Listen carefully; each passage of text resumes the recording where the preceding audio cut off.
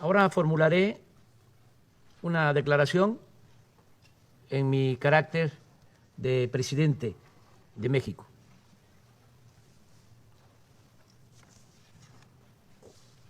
Excelentísimo señor Antonio Guterres, secretario general de la ONU, miembros permanentes de este Consejo de Seguridad de la ONU, miembros no permanentes, señoras y señores. No vengo a hablar de seguridad como sinónimo de poderío militar, ni como argumento para el empleo de la fuerza contra nadie. En cambio, mi planteamiento se basa en lo que postuló ese titán de las libertades, según Pablo Neruda, que fue el presidente Franklin Delano Roosevelt cuando se creó la Organización de las Naciones Unidas. El derecho a una vida libre de temores y miserias, que sigue siendo el más sólido fundamento de la seguridad para todas las sociedades y los estados. El principal obstáculo para el ejercicio de ese derecho es la corrupción, en todas sus expresiones. Los poderes transnacionales, la opulencia y la frivolidad como formas de vida de las élites, el modelo neoliberal que socializa pérdidas, privatiza ganancias y alienta el saqueo de los recursos naturales y de los bienes de los pueblos y naciones. Es corrupción el que tribunales castiguen a quienes no tienen con qué comprar su inocencia y protejan a potentados y a grandes corporaciones empresariales que roban al erario o no pagan impuestos. Es corrupción la impunidad de quienes solapan y esconden fondos ilícitos en paraísos fiscales. Y es corrupción también la usura que practican accionistas y administradores de los llamados fondos buitres, sin perder siquiera su respetabilidad. Sería hipócrita ignorar que el principal problema del planeta es la corrupción en todas sus dimensiones: la política, la moral, la económica, la legal, la fiscal y la financiera. Sería insensato omitir que la corrupción es la causa principal de la desigualdad, de la pobreza, de la frustración, de la violencia, de la migración y de graves conflictos sociales. Estamos en decadencia porque nunca antes en la historia del mundo se había acumulado tanta riqueza en tan pocas manos mediante el influyentismo y a costa del sufrimiento de otras personas, privatizando lo que es de todos o lo que no debe tener dueño, adulterando las leyes para legalizar lo inmoral, desvirtuando valores sociales para hacer que lo abominable parezca negocio aceptable. Veamos, por ejemplo, lo sucedido con la distribución de la vacuna contra el COVID-19. Mientras las farmacéuticas privadas han vendido el 94% de las vacunas, el mecanismo COVAX, creado por la ONU para países pobres, apenas ha distribuido el 6%. Un doloroso y rotundo fracaso. Este dato simple debiera llevarnos a admitir lo evidente. En el mundo actual, la generosidad y el sentido de lo común están siendo desplazados por el egoísmo y la ambición privada.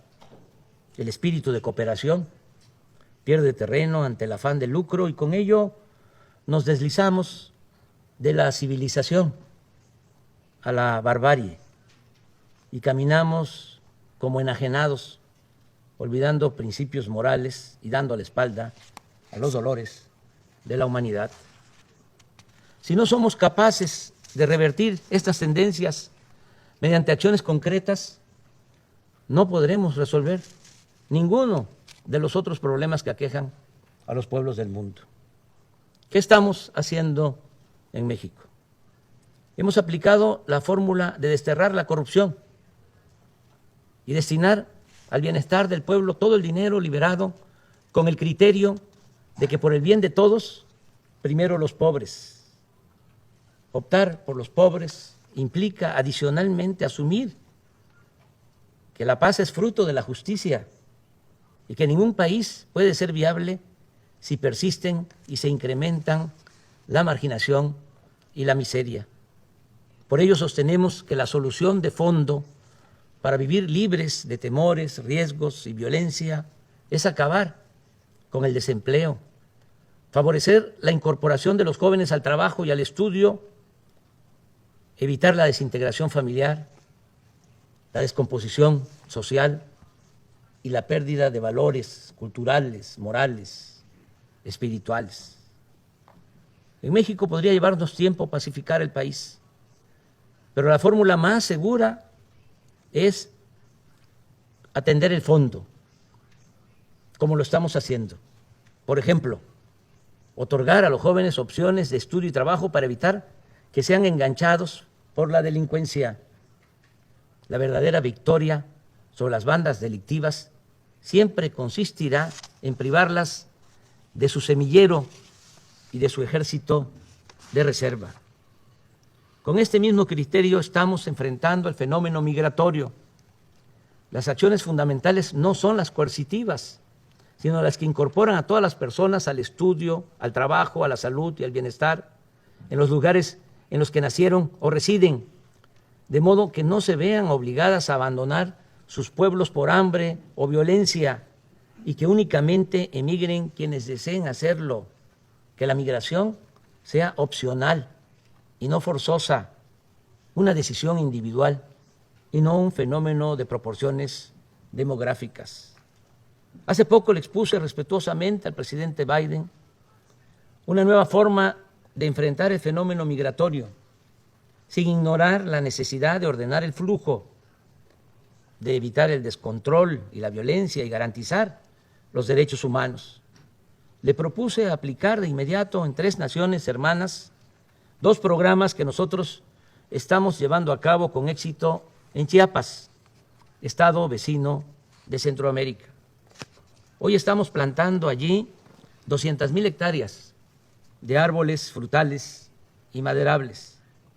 Y ese programa da trabajo a 80,000 sembradores. Asimismo, en esa entidad del sureste mexicano trabajan como aprendices 30,000 jóvenes que reciben un salario mínimo para capacitarse en talleres, empresas y otras actividades productivas y sociales. Si estas 2 acciones se aplicaran de inmediato en Guatemala, Honduras y El Salvador, se podría lograr que permanezcan en sus países unos 330,000 personas que hoy están en riesgo de emigrar por falta de trabajo. Pienso que estas propuestas deben ser aplicadas por la ONU a fin de ir al fondo de los problemas en los países pobres. Es necesario que el más relevante organismo de la comunidad internacional despierte de su letargo y salga de la rutina, del formalismo, que se reforme y que denuncie y combata la corrupción en el mundo, que luche contra la desigualdad y el malestar social que cunden en el planeta, con más decisión, profundidad, con más protagonismo, con más liderazgo.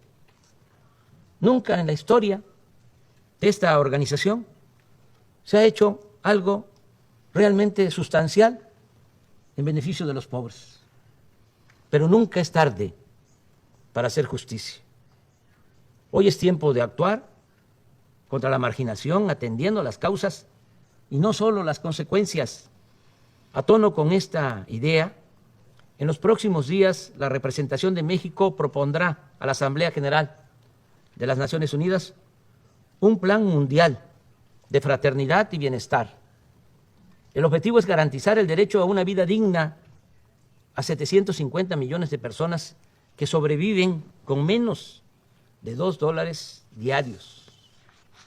La propuesta de México para establecer el Estado Mundial de Fraternidad y Bienestar se puede financiar con un fondo procedente de al menos 3 fuentes: el cobro de una contribución voluntaria anual del 4% de sus fortunas a las 1,000 personas más ricas del planeta, una aportación similar por parte de las 1,000 corporaciones privadas más importantes por su valor en el mercado mundial, y una cooperación del 0,2% del PIB de cada uno de los países integrantes del grupo de los 20. De cumplirse esta meta de ingresos, el fondo podría disponer anualmente de alrededor de $1 billón. En su informe anual, la ONU podría destinar un día para otorgar reconocimientos o certificados de solidaridad a personas, corporaciones y gobiernos que destaquen por su vocación humanitaria, ayudando a financiar el Plan Mundial de Fraternidad y Bienestar.